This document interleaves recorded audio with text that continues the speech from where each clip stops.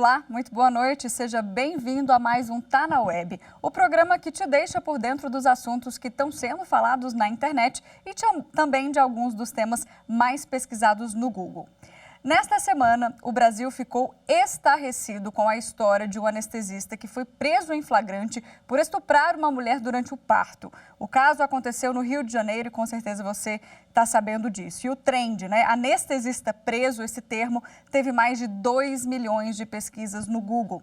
E o flagrante, gente, foi feito graças à equipe de enfermagem que desconfiou aí do comportamento de Giovanni Quintela, de 31 anos, em outras operações e posicionou o celular na sala, que estava acontecendo o procedimento, para filmar o que ele estava fazendo. E aí, graças a esse vídeo, essa foi a última vítima de Giovanni. Mas a polícia acredita que outras mulheres tenham sofrido essa mesma violência, já que depois da divulgação da imagem dele, outras vítimas procuraram a delegacia.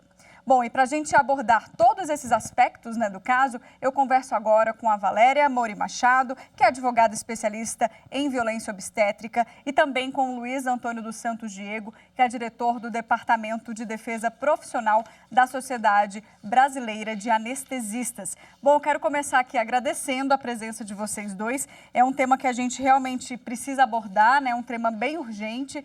O Brasil todo se chocou com isso. Então eu quero começar primeiro dando boa noite e boas-vindas, Mas queria começar falando com a Valéria. Valéria, esse caso ele repercutiu muito, Vem repercutindo nos últimos dias, tanto é que a gente teve milhões de pesquisas sobre isso. E muitas mulheres, até nas nossas redes sociais, a gente fez um post no Instagram falando sobre essa questão do direito ao acompanhante. Muitas mulheres questionando que quando elas tiveram filho, elas também não tiveram esse direito, ou seja, tiveram um direito em lei violado, Eu queria que você falasse um pouquinho sobre isso, Até onde que vai essa autorização médica? Porque o marido contou às pessoas que o médico pediu para ele sair, a um certo momento ali da sala do parto. Então, conta pra gente como é que funciona. Mariana, obrigada pela oportunidade de estar aqui com vocês mais uma vez. Para mim é um prazer imenso. Como digo sempre, cumprir a minha missão de vida. Vamos lá, O direito ao acompanhante ele é consagrado no ordenamento jurídico e várias pessoas vulneráveis, o legislador trouxe essa proteção especial. Por exemplo, o idoso também tem direito ao acompanhante, a gestante tem e o bebê. Então, no cenário de parto, geralmente o que acontece? A mãe fica de acompanhante do bebê, certo? E alguém acompanha a mãe, Então, é isso que acontece. Mas são 2 direitos do acompanhante, não é só um, E o que acontece muito dentro do cenário obstétrico? Existe uma pesquisa, uma oitiva que teve pela Rede Cegonha, que ouviu mais de 100 mil mulheres pelo SUS, E foi constatado que mais de 54% dos partos, as mulheres tiveram a restrição pela maternidade não permitir esse acompanhante, Então, 54%. É um dado muito expressivo, não podemos desconsiderar que isso é uma rotina dentro das maternidades do Brasil, Então, violam isso. Então, quando a gente tem uma mãe apagada, que é uma prática que não é adotada, o doutor pode falar um pouco mais sobre isso, o que está aqui presente. Antigamente, as mulheres eram apagadas pelo sono crepuscular, As mulheres perdiam esse acontecimento sagrado do nascimento dos seus filhos.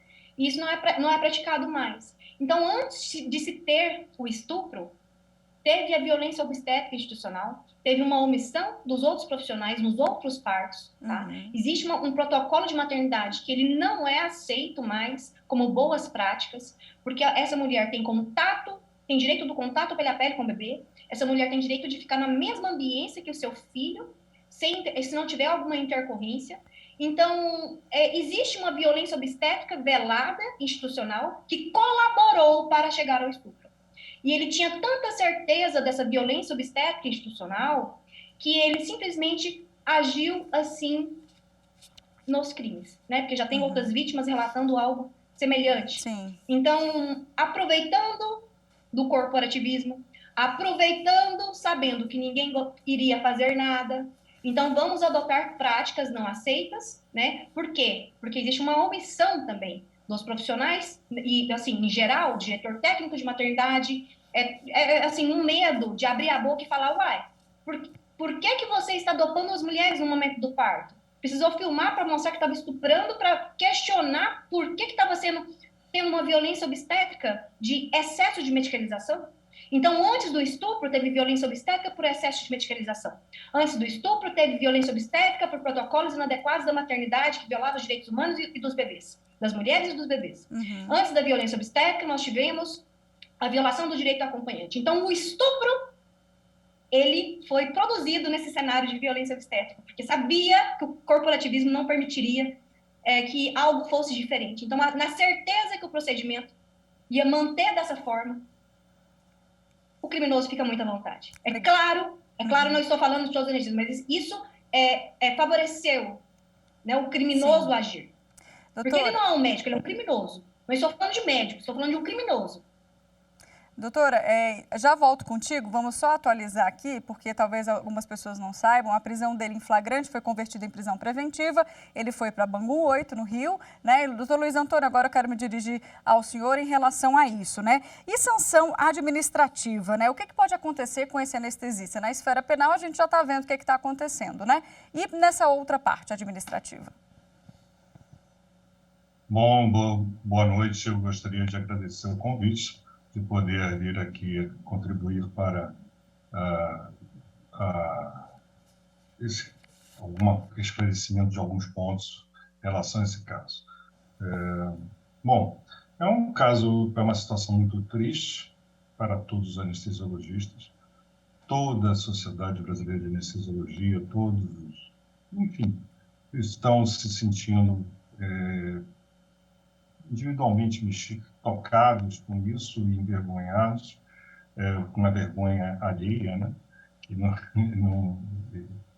pela profissão, porque isso garanto a vocês, assim, vocês podem ver minha barba branca e nunca tinha ouvido nada semelhante a isso.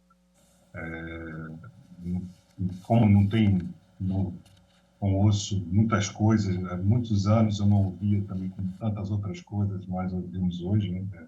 Hoje em dia. Então, assim, você me perguntou que medidas podem ser feitas. Cada instância, né, pode tomar sua medida. O Conselho Regional de Medicina do Rio de Janeiro suspendeu o CRM para de seu devido processo, como vocês bem sabem, né, de avaliação. A Sociedade Brasileira de Anestesiologia, ele é um sócio, uma sociedade sem fins lucrativos, a sociedade de anestesiologista com a missão de educar, formar, certificar e também representar os anestesiologistas. Na verdade, o que nós fizemos também foi uma suspensão do associado e, como um devido processo legal, nós temos um estatuto que existe uma comissão de sindicância já prevista no estatuto. O nosso site de fácil acesso é www.sbahq.org, que está lá o estatuto, e tem todo o regimento de sindicância que vai ser seguido. Então, a diretoria, eu sou diretor de defesa profissional, presidente Marcos Antônio Albuquerque, nós, reunido com toda a diretoria, foi unânime em condenar o ato, né, observado no vídeo, relatado pelas enfermeiras, muito que eu parabenizo nesse sentido, né, de ter percebido. E vamos tomar as medidas que são necessárias. Já foi feita a suspensão, né, em tempo indeterminado, e a expulsão vai ser analisada, né, pela essa comissão de sindicância, e é um processo legal. Agora, a minha percepção é que são medidas essas que vão ser até tanto no CRM quanto na Sociedade Brasileira de Anestesiologia, mas para o futuro, porque cabe definitivamente à Justiça, né, coletar as evidências do inquérito policial que está sendo feito e seguir o devido processo legal, como vocês bem sabem, Tá aqui ensinar isso ao vigário. Né? Agora, a doutora Valéria comentou aqui um dado que me chamou muita atenção, eu já tinha lido sobre isso, né, doutora, a respeito das frequentes violências obstétricas que a mulher sofre, né? Queria que você citasse mais uma vez esse dado e que a gente falasse um pouco sobre isso, né?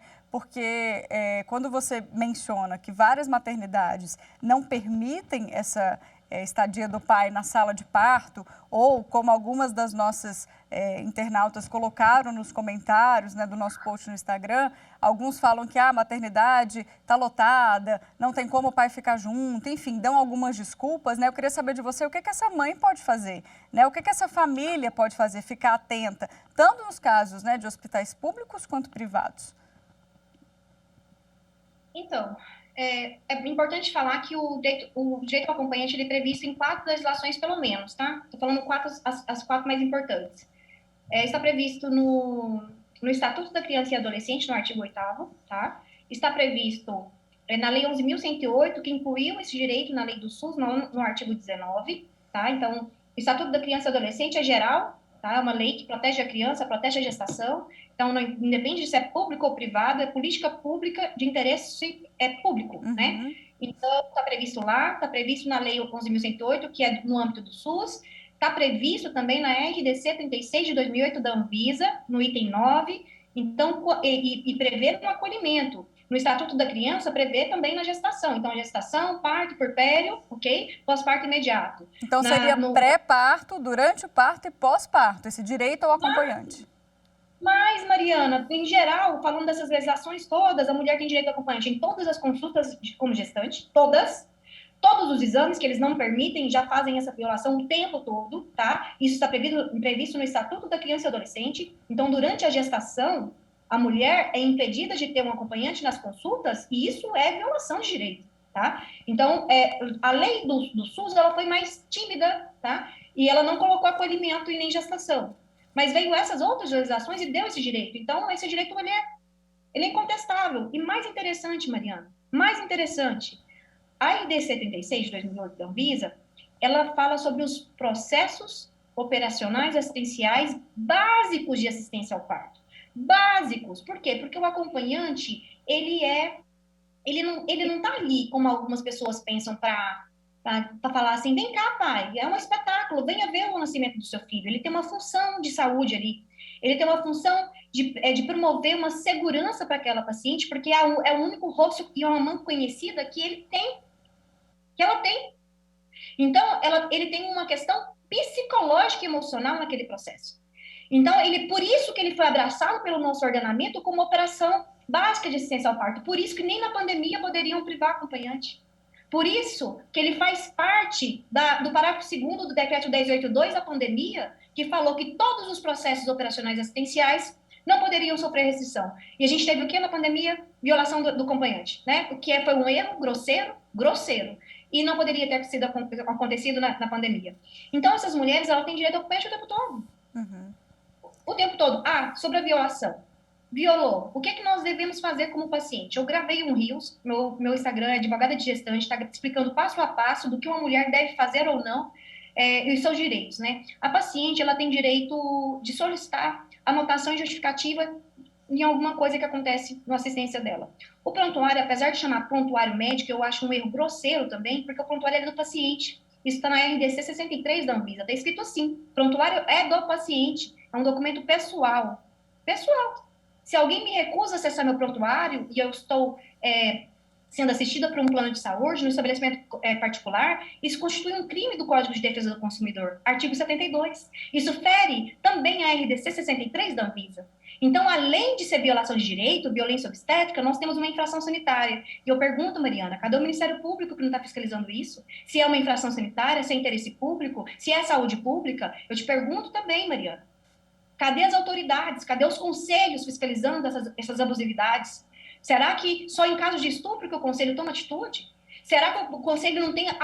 ele deve fiscalizar essa situação. E eu chamo aqui a atenção dos conselhos, porque eu estou aterrorizada como mulher, eu quero a proteção dos conselhos, eu não quero que os conselhos persigam esse tipo de atuação, como vem fazendo, falando que violência obstétrica não pode ser chamada, que viola os interesses dos médicos. Eu acredito que a gente está no momento de repensar. Eu acho que a classe médica levou um choque.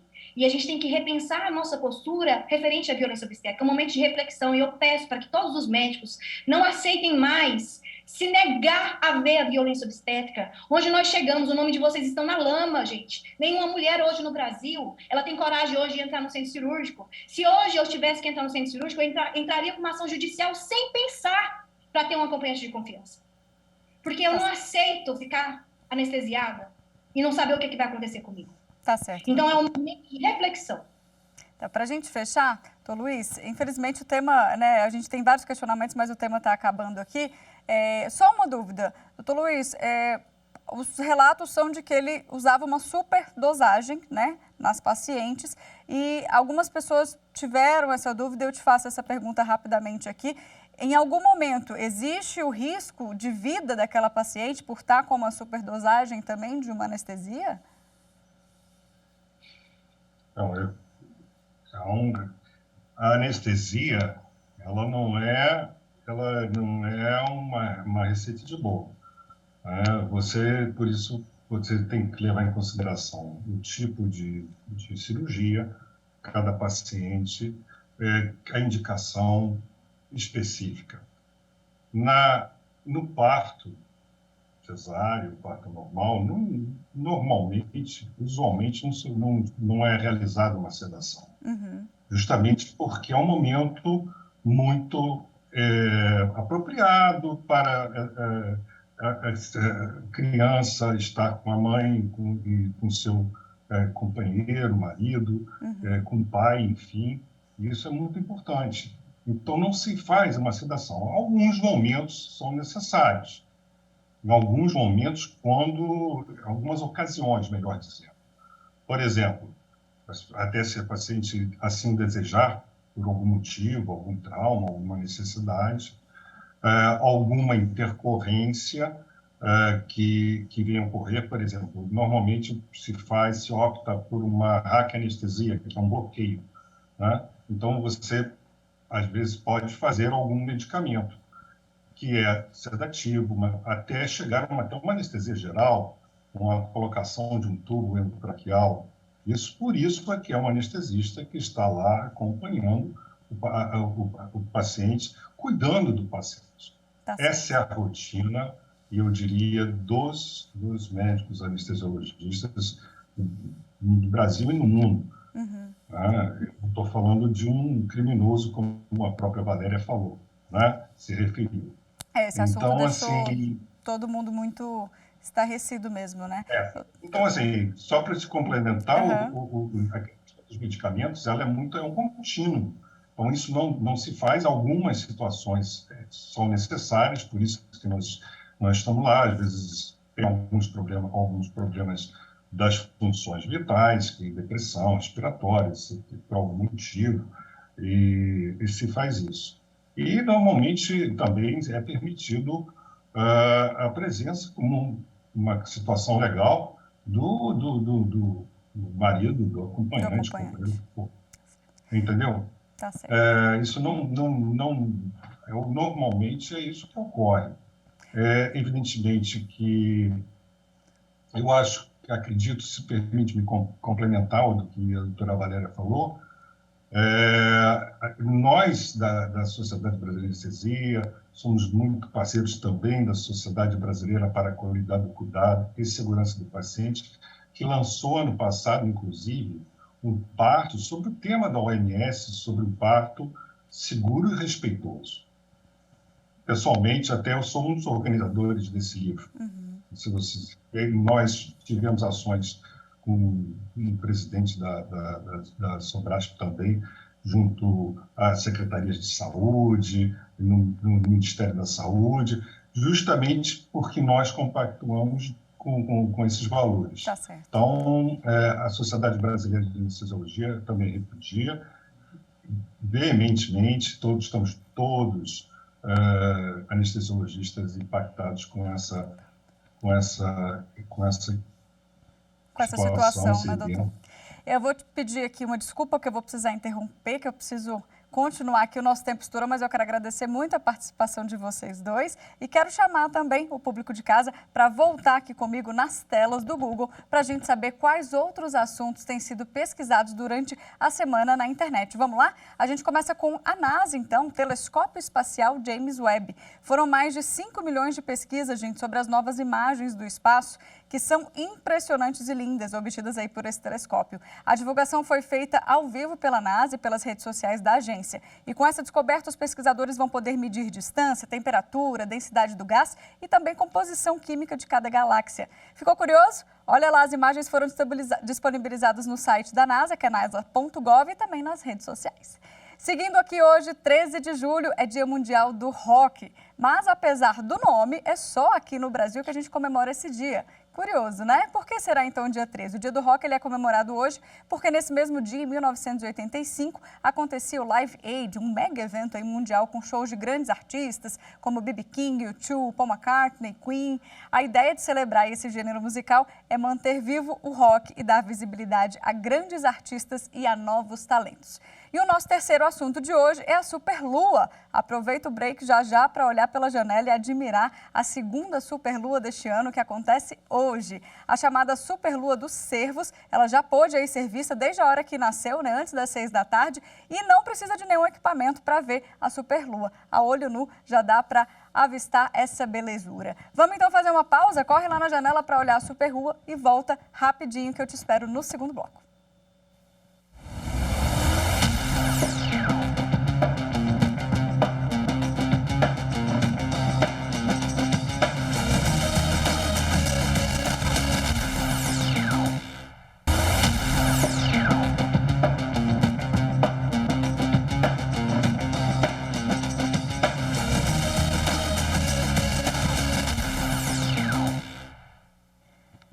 Estamos de volta e agora no segundo bloco a gente fala de fake news. E no nosso Instagram, na editoria semanal #EraFake, a gente esclareceu uma notícia falsa sobre as eleições. De novo, gente.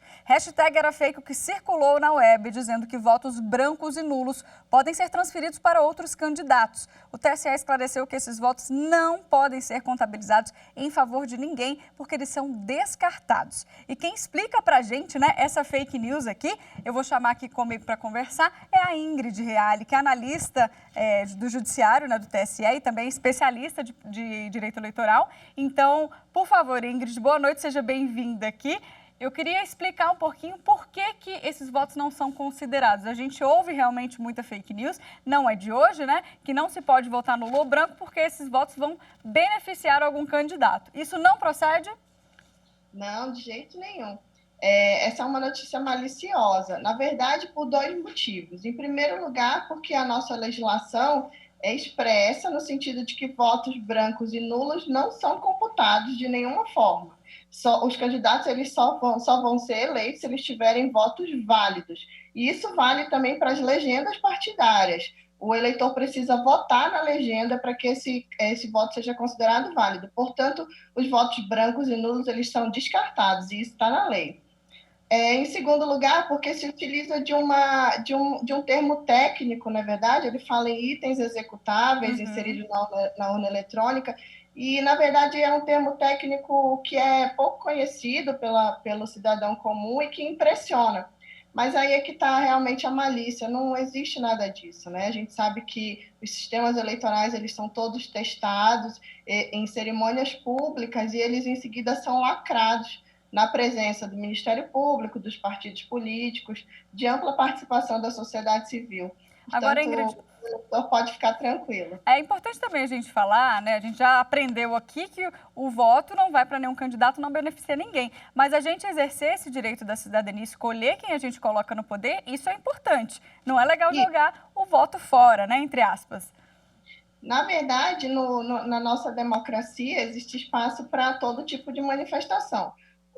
A previsão de que existe a possibilidade do eleitor conceder voto branco e nulo não invalida a obrigatoriedade dele comparecer às urnas. O voto é obrigatório.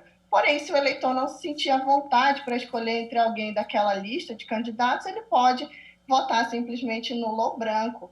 Mas é como a gente já tinha falado, isso não vai ser computado em favor de nenhum candidato. Tá certo, fake news esclarecida. Ingrid, muito obrigada aqui pela sua participação, viu? Uma boa noite.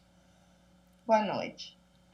Bom, gente, ficamos por aqui. Não deixe de seguir a TV Justiça nas redes sociais. A gente está no Instagram, no Twitter, no YouTube, no Spotify também. Muito obrigada pela sua companhia. Semana que vem eu volto com mais um tema do seu interesse. Até lá!